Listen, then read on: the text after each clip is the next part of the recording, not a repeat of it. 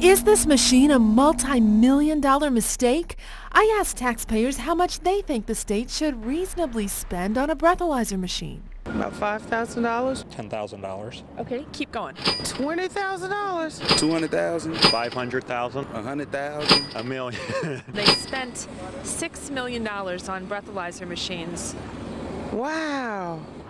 Are you serious? I think somebody spent too much money. You got to be kidding.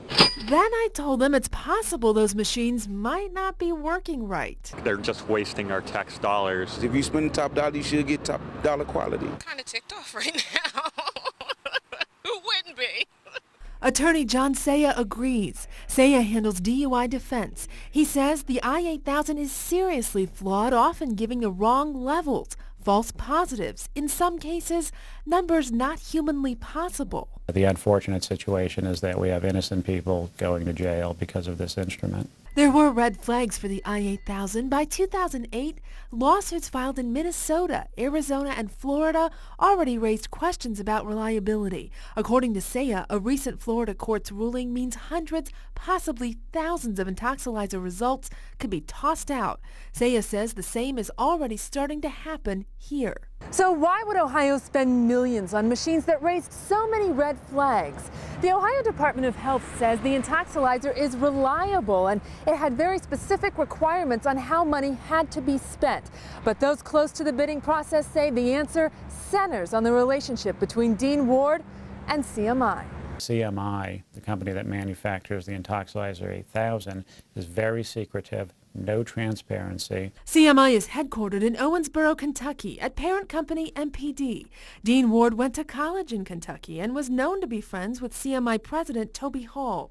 Ward was head of the Bureau of Alcohol and Drug Testing for the Ohio Department of Health. It fell to him to choose Ohio's new breathalyzer machines. A former Cincinnati police officer, Ward did not have a degree in chemistry or similar field, something his predecessors did have.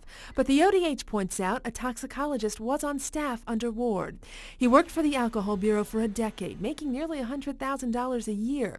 But he never had a non-compete clause, and there was nothing to prevent him from going to work for a company doing business with the state. A year after Ward retired from working for Ohio, he went to work for CMI. It just seems very, very shady that the individual that masterminded the contract with CMI would be permitted to go work for that company approximately 13 months after he left his employment with Ohio.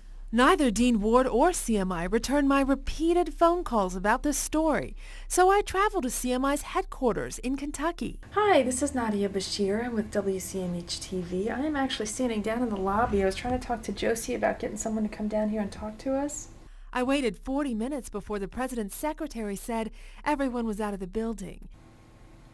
Voicemail. So, back to Dean Ward. Ohio does have a revolving door law which prevents public officials from being able to benefit from things done while in public office.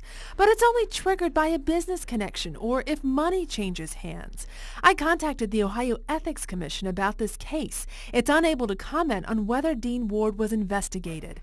But John Fusco, one of CMI's competitors, says investigators from the Ethics Commission did come to his Mansfield company to ask about Dean Ward during the bidding process. Saya says those in the breathalyzer community could see the writing on the wall. All of us knew that the Intolxlyzer 8000 would be the instrument that would be purchased. We knew that Dean Ward had connections with CMI. Was there any question in your mind when the bidding process began that CMI would win? Once we saw the specifications that were drafted for the instrument, it only confirmed our beliefs. We knew that National Patent Analytical Systems, the manufacturer of the Data Master, would have to drop out of the bidding process.